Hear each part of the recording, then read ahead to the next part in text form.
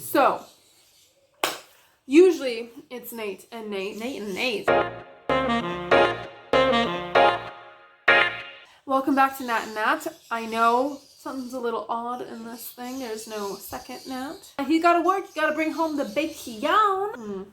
Bacon. He gotta bring home the beef. Let's not offend my peeps up in here. And it's time to talk about moving abroad for love. Yes, no? What do you gotta ask yourself before making this giant decision? In my personal opinion, it's not that big of a decision. Not if you ask yourself the right question. You only have one life, right? Don't say it. YOLO, YOLO. I get why I was single for a long time. So up until I would say 6 months ago, my life was completely evolved around my relationship. Completely. I didn't have friends. I mean, I still don't, but I'm working on it. I didn't speak the language. I didn't socialize with people. It was just about my relationship and my partner. That's when the question of who am I comes into play. I made the mistake of not really asking myself this question. I moved to Israel. I just packed up my bag, took my laptop, marched to Israel. With not really understanding who you are. Think about, what do you like to do? What foods do you like to eat? Where do you like to go on the weekend? Ask yourself all these questions to get a better idea of who you are. And then when you move to your new country, you'll have an idea of the hobbies you'd like to take up, the people you would like to meet. You are your own person outside your relationship, and don't get sucked into that. It's very, very easy to lose yourself and just be only in your relationship, especially when you're going to a new country where you don't have friends, you don't have family, you don't have a support system, you have nothing. You rely heavily on your partner. But eventually you need to branch out. Of course, it'll take a couple months, even a year. It's not easy for everyone, and everybody has their own adjustment time. You have to force yourself, to do things, and if you're not feeling like it, don't do it. But eventually you will have to start your own life outside of your relationship, and the only way you can do that is by figuring out who you are. Next, do you have money saved up? Do you have money for yourself? Do you have a chance for you to get a plane ticket back if something goes bad? Do you have any security? Going into a country, it's not yours. You don't necessarily know the language. You might not have a job. Make sure you have some financial backing. You're secure. I repeat, do not rely on your partner for everything. Believe me, you're going to be relying on them a lot. I was like a sack of potatoes he was carrying around. I came as a freelance writer. It was, I was working, I was making money. I wasn't financially dependent on him. I was slightly financially dependent on him because, let's face it, this place ain't cheap.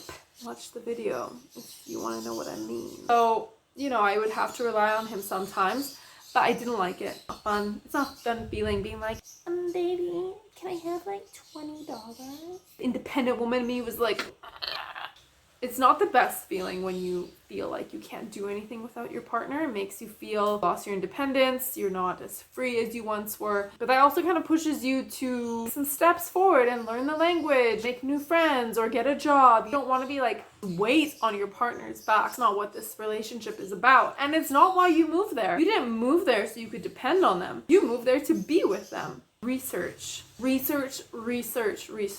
I moved, I had no idea on the culture, I had no idea on the language, I had no idea on nothing. I came completely blindsided, went into the situation, and then suffered like a shock and just awe at how different it is. Even though, they're Western in many ways, it's still a different country with different cultures and different religions.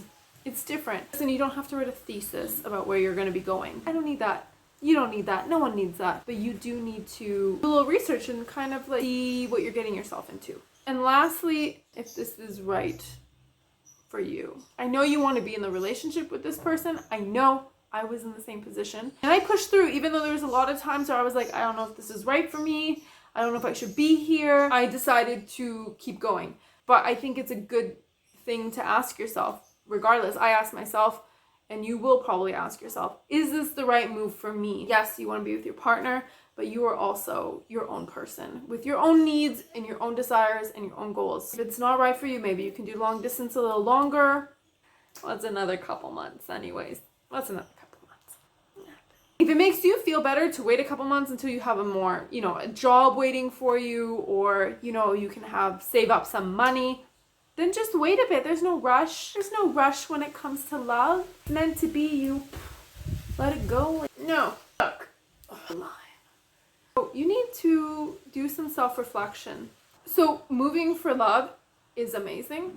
I am a huge advocate of it just because I did it. But it's hard, and you definitely need to take the time to think about what you want. You. Not your partner, not your parents, not your partner's parents, not the ice cream man, maybe the ice cream man. The point is, you need to look at what you want in your life. It'll make the process a lot easier. And when you move, it'll just make things flow better. For me, I didn't answer these questions. I didn't do any research. I asked if this is what I really want. I just dove right into it head on.